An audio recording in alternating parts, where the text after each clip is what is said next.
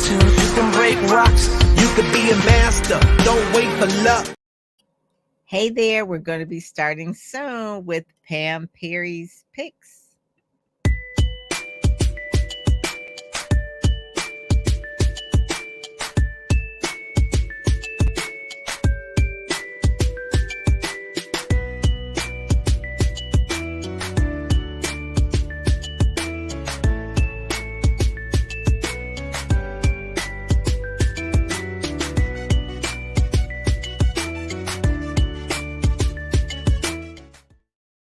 Hey there. So, welcome to Pam Perry's Picks. I'm so excited today because we have a guest that I am fanning over. Her name is Peggy McColl. I just love her because I've been following her for years, and she's one of those people that, how do I say, has really mastered the art of personal development, of abundance and law of attraction way before people were even talking about that. She's a protege of someone else that I love, Bob Proctor, and she has a book that we're going to be talking about today. Well, several books, but one in particular is her brand new book, Savvy Wisdom. So with that, I welcome, Peggy, thank you. But you know what? That was like the informal bio. I can read the formal bio, but I kind of want people to really hear because they can read that on the website on PeggyMcColl.com. But one of the main things is that you've been in this space for a few decades, not 1, 2, 3, 4 decades of what they call personal development, way before people were really talking about the word in the term abundance and prosperity and law of attraction and all of that. But a lot of times people don't understand your backstory. So I want you to kind of take us back to where you were when someone pulled you to a personal development event and it kind of like sparked something in you and really changed and transformed your life. Yeah, for sure. Well, thanks, Pam. I really appreciate you. I love you and I love everything that you're doing and where your heart is as well, and how you just bring so much joy and so much love and so much great value to the world as well. So it's such a pleasure to be here with you. Yay. Yeah, so I think back to, it was January 1979, in fact, and I was working for a company in Toronto, Ontario, Canada. I was born and raised in Toronto, even though now I live in Ottawa, the nation's capital. And I was working for this company, and we were told as an employee, you must go to this evening event. And I probably swore a little bit. I think back, I was like, I'm not going to that event.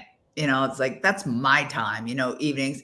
But I had a BA, and we're not talking a Bachelor of Arts degree. We're talking about a bad attitude. I had a really bad attitude.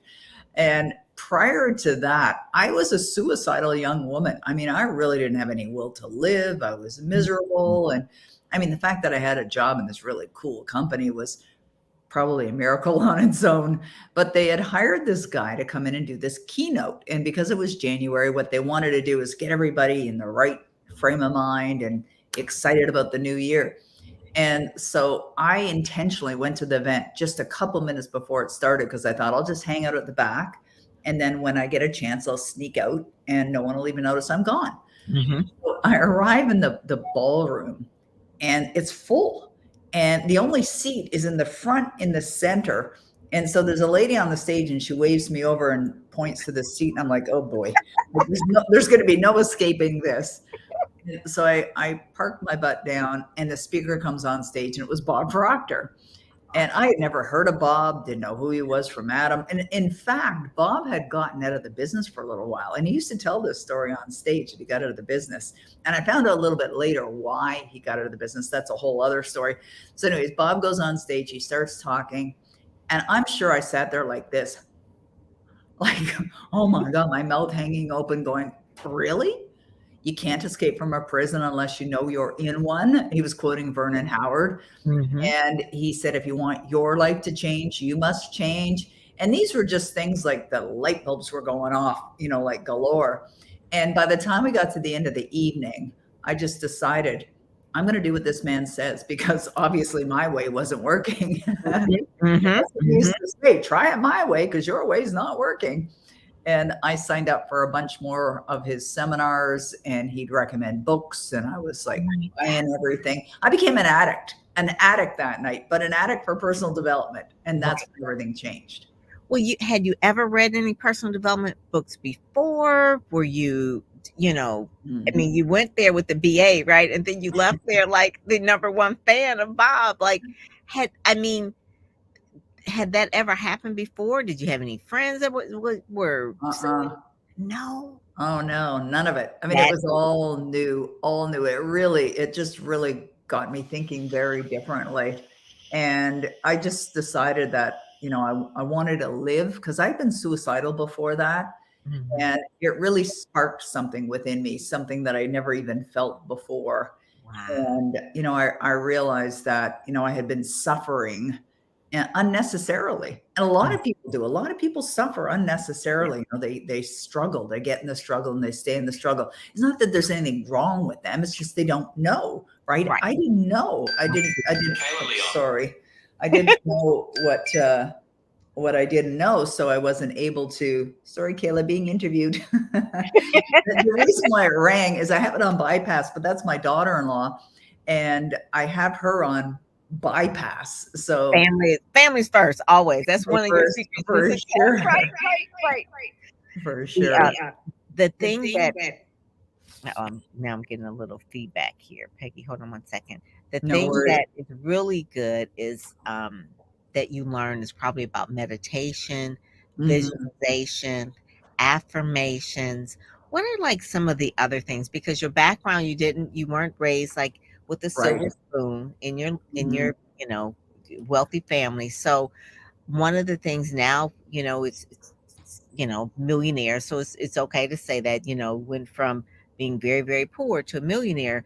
And you say that most people from your books, and you talk about this all the time, learn this from studying this for 4 decades plus, that people can really go from where they are stuck, depressed, poverty, suicidal, to a life of abundance. And so some of the things are visualization, meditation. What are some of the other daily practices, I guess you would say, that if you really want to have your dream life, that that you must do, or that are non-negotiables that you do? Oh yeah, absolutely. I definitely have some non-negotiables for sure, because I understand that, just as we drink water every day, we do that, to nourish our body. We put food in our body, we put water in our body, we're breathing in the air, we're inhaling, exhaling. We don't even think about those things because we know we need to do that in order to survive. And that's what our dreams need to survive, is they need the attention. But the most important part to manifesting, what I've learned to really simplify it, is that what matters most is how you feel. So it doesn't necessarily matter what you're doing. You could be doing visualization, you could do meditation, you could do affirmations, you could do gratitude statements, all day long. But if you're not really feeling that emotional connection to the outcome, then you're not doing it effectively. And so the thing that I found that really works best for me is that I've written a script. I started this process back in the 90s. So I wrote a script, and it's just for my eyes only. And it's a description of my life in the present tense as I choose for it to be.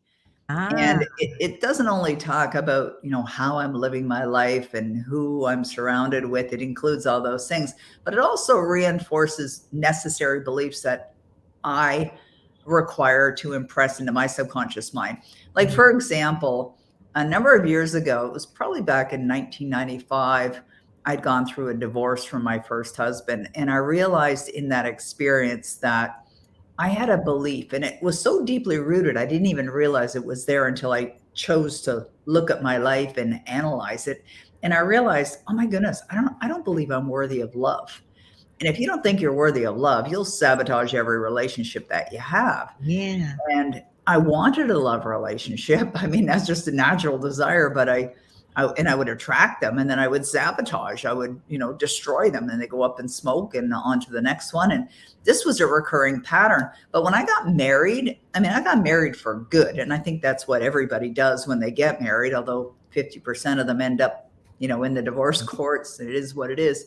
So when I was going through that divorce, to me, it was like a big failure, if you will. And I remember thinking, okay, there's got to be something here within me that I need to pay attention to in order to get what I want. And I realized I'm not worthy of love, or I felt then that I wasn't worthy of love. So I knew I had to build that belief within me. And the way to do it was to have it become part of this Power Life script that I wrote, so that I would listen to it every day. So I wrote it, I recorded it, listened to it every day. So it constantly gets impressed into my subconscious mind, because the subconscious mind is running the show. It's like an operating system. We're already programmed in a certain way, where we're habitual beings.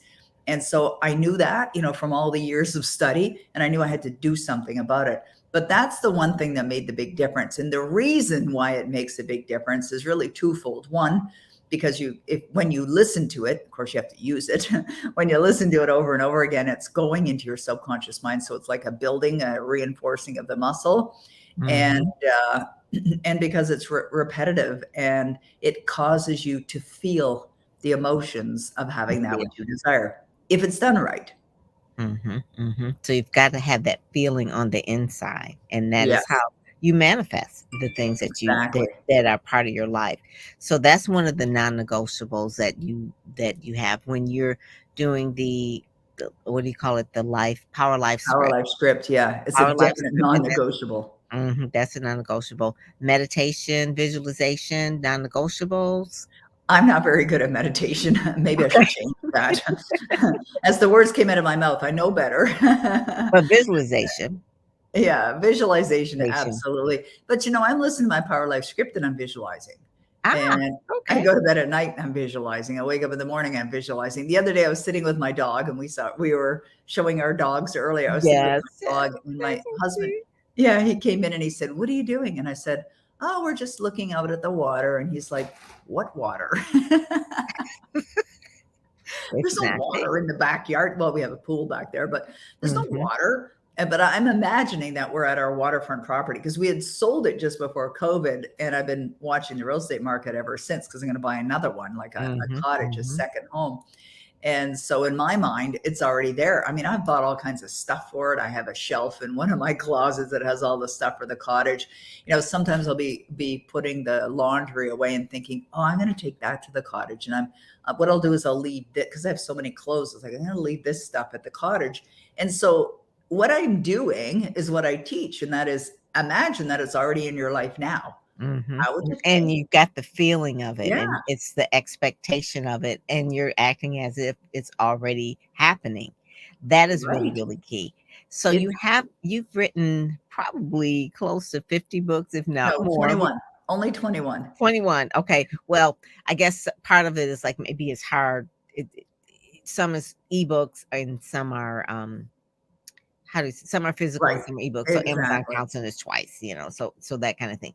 So one of the main things that your new book, I want you to hold that up, the purple book, that one is your new baby. That's like your new baby. There it is. Savvy Wisdom. I love her. Yes. And so that's a trilogy right now. Yeah. So give us the first, second, and third. And the third one came out as the Beyond. Give me the subtitles for all three. Yeah, well, they're because I wrote them a little differently. Like Savvy Wisdom, this is a really interesting story, how this one even came to be. I had received an email from one of my team, and they basically said, "I want you to shoot a video on how you wrote your first fiction book." And I'm looking at that going, I haven't written my first fiction book, so why would I do a video on it? And so I'm looking at this email and I'm thinking, do I want to write a fiction book? Fiction is different. It is different. And I just thought, yeah. And I had this idea years ago that I had presented to Hay House, because they published 4 of my books. And the idea was based upon my life, but making it like a parable, that this girl who's suicidal, whose life is a disaster, meets this wise gentleman, and he becomes her mentor and friend and guides her to create an extraordinary life. And they were not interested in me writing it that way. They wanted me to write it as a nonfiction self-help book, which I did. But the idea was sort of there, it's kind of like back burner simmering, if you will. And so I thought, well, do I want to? And I thought, yeah. And then I just said, what do you need to believe in order to do a great job with this? And it's like, I need to believe it was easy. I need to believe it was fun. I need to believe that I created a phenomenal product. Okay, we'll go straight to believing. And that's what I did. I just began to believe it. And I gave myself 10 days to write the book. And I decided to write a fiction book. I'm going to base it on my life. I'm going to create a character that this girl, Sophie. So I became Sophie. And it starts with Sophie going to a park one day to kill herself, which happened. I mean, this was me in high school. But in the park, she meets a gentleman, this gentleman that just ends up appearing there. He's out for a walk that morning. And she's on a park bench and she's inconsolable. I mean, she's crying, she's bent over, she's crying like, woe is me. I mean, she's pretty desperate. And all of a sudden she sees this embroidered handkerchief, being handed to her. And so she grabs it and uses it. And it says, if you want your life to change, you must change. And this is where she meets this guy named Savvy. Now it's Savvy. And this is really Bob Proctor. That's who Savvy is. Savvy stands for Stephen Alexander Vaughan, which you discover in the 18th chapter who he is. So it's a little spoiler alert. So she establishes this relationship with this man who really gets her thinking differently. And so it's a progress of what goes on. How does her life change? Relationship with Savvy. She goes through some challenges. He's there to give her guidance. And what was fun is, and I think you'll appreciate this because you're a big fan of Bob, I had written the book. I gave myself 10 days to do it. And on the 9th day, I was done, except the last letter, which was going to be sent from Savvy to Sophie at the end of the book. And I was going to write it. And I thought, no, I'm going to ask Bob to write it. So I emailed him on Monday morning and I said, hey, Bob, I just wrote this parable. It's based on you and me, me meeting you and you guiding me. And if you're willing, I'd like you to write the final letter from Savvy to Sophie. And he said, okay. He said, send it over. So I emailed it to him. The next morning, he sends me a text and he goes, I'm mad at you. Uh-oh. Now, I know better because Bob had a great sense of humor. And so I said, what did I do now? And he said, you kept me up late last night. He said, I couldn't stop reading. He said, I couldn't put your book down. And he said, I love it. He said, it's phenomenal. And he was just blown away. Like he loved the book, which was so exciting. In your first fiction book, right? Yeah. Oh my God. And he wrote the letter. And, if I read it, sometimes it just makes me cry, because I miss him so much. He was such an amazing man. And just how he wrote that letter was so sincere and so authentic. And so whenever anyone reads the books, especially if they know me and Bob, they can sort of feel it. So the second book, Savvy Wisdom 2, the sequel, I wrote this after I got out of the hospital because I don't know if you know this, Pam, or not, but about 2 years ago, less than 2 years ago, I was diagnosed with metastatic cancer. And the cancer was in my tongue and it was in my neck. And so I had to go through radiation treatments, which made me very sick, like really sick. I think the radiation was going to kill me. Radiation is tough. It's like fire. Especially here. Yeah. Right? Oh my God. I couldn't eat, couldn't swallow. It was just brutal. And so I decided to do a sequel where Sophie gets diagnosed with cancer, right? And then Savvy gives her advice because that's what Bob was doing, while I was going through this experience. So I wrote the sequel, and then he died. And of course, what's interesting about the sequel is at the end of this book, I had written it just days before Bob died. Days before he died. He knew I was writing it. He hadn't read this one yet, but he knew I was writing it and was encouraging me. And so I actually changed the ending of the book because of what happened with Bob. So Savvy Wisdom from Beyond, you're probably already figuring out that she's connecting with his spirit, right? Right. And that's what happens because, after Bob died, I longed to connect with him you know, in spirit. And so you'll when you read it, you'll discover, you know, the many ways that he showed up for her. And then he starts showing up in her dreams and they start having dialogues. And he's advising her again as she's going through the loss of her mom, because her mom was dying. And this happened in real life. And anyways, a lot on death, dying, and grief, which was phenomenal because honestly, Pam, when I was writing this book, I'd never spoken about or talked about death, dying, and grief before. These aren't popular topics. Grief is not popular, right? Yeah. But it's part of life. Yeah. It is part. Yeah, we're all going there. Right. And so I was sitting in my writing chair. I'm pointing over there because I have a writing chair in the corner of my office. And I just said, let it flow. And, you know, I connect above spirit. What needs to be said will be said. And stuff was coming at me that I don't know where it came from. I honestly do not know where it came from, because I was sending chapter by chapter to my editor. And she's like, oh my God, this is amazing. And she's like freaking out. And she goes, where did you get this from? It's like, I don't know. And then there's a poem in the end of the first chapter. And she goes, I can't find the source. This poem's amazing. Where did you find it? I said, I wrote it. She's like, you did? And you don't, do you write poetry typically?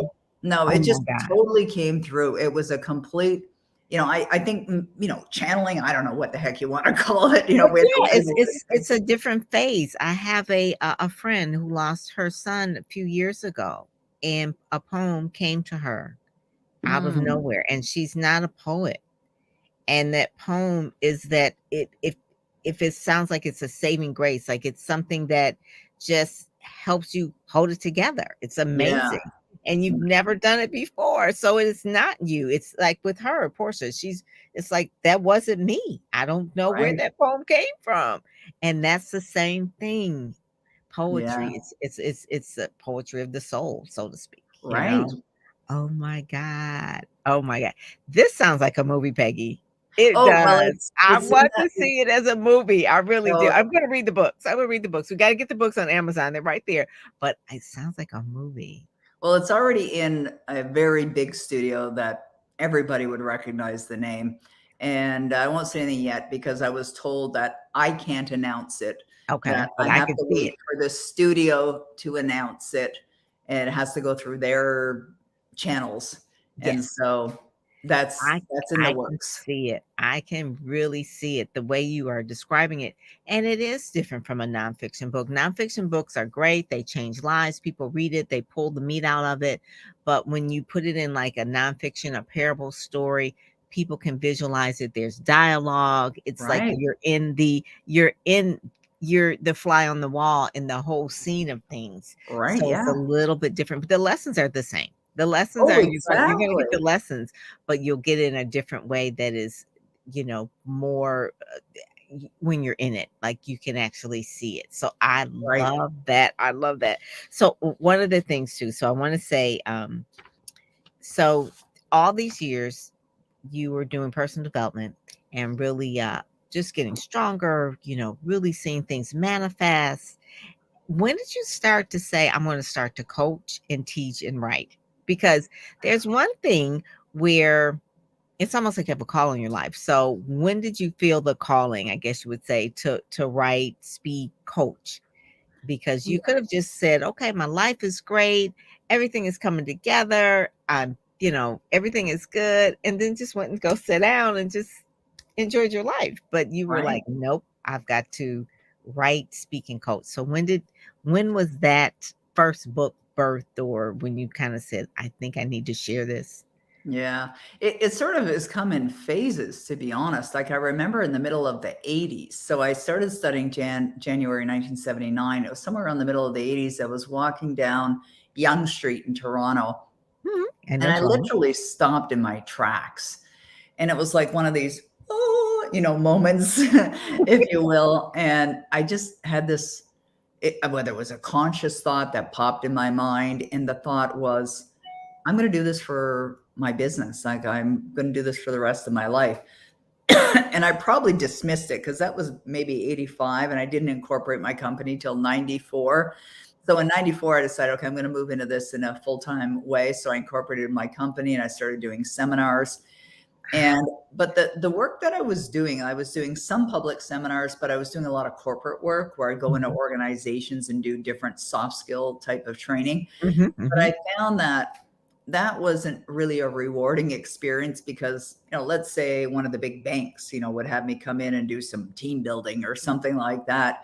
I could see that the people in the room didn't want to be there, kind of like the way I was. Well, at They're the like, very beginning, like, you've got to go to this seminar. Like, yeah, when's okay, this I'm thing here. gonna be over?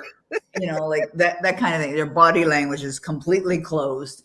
And it's hard for them, I'm sure, because they don't want to be there. But it was, hard on me too, to get them to open up and I remember, I ended up working with a client for quite a while and I finished the assignment and I thought, I really want to take a break from this and figure out what I want to do. And that was around the 2001 time frame. And I thought, I'm going to write a book. And I just decided I'm going to write my first book on being the creator of your destiny. And I remember thinking that if you read a book, the buyers will come. Well, that was not my experience. It was like, oh, geez, I nearly went broke, trying to write about success. And so I learned very quickly, thankfully, how to market my books using the internet. And that's really where everything changed. And, that's true. Yeah, kind of like the addiction that I had for personal development. I think I have an addiction for books now for writing them. Yes. Well, it's good.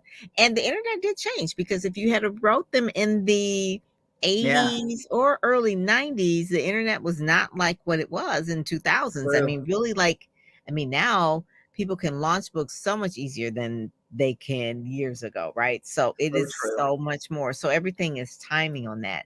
But you really had the feeling like, I've got to do something different.